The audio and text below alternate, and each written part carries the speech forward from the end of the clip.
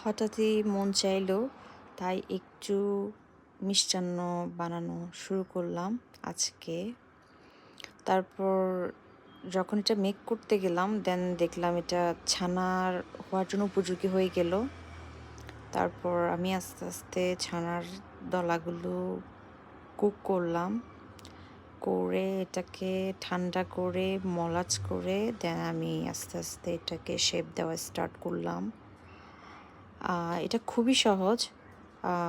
আমি কখনো ভাবতে পারিনি যে এত সহজে মিষ্টি বা ছানা বা কাঁচাগোল্লা এই ধরনের আকার দেওয়াটা এত সহজ।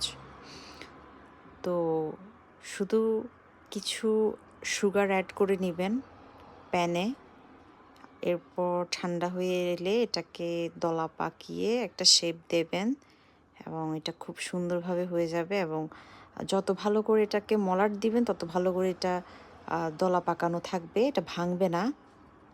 এবং আমি এটা দেখলাম, ফ্রিজে রেখে স্টোর করে দেন আস্তে আস্তে খেতে পারেন, এটা আরও বেশি ভালো। তারপর তো আমি খুব সুন্দর করে ছানাগুলো কাঁচাগোল্লাগুলো বানিয়ে নিলাম এবং উপরে পরবর্তীতে আস্তে আস্তে কিছু গুঁড়া দুধ অ্যাড করে নিতে পারেন, যা আরও খুব ভালো হয়। এবং ঠান্ডা করে তারপর পরবর্তীতে সার্ভ করবেন। এই তো।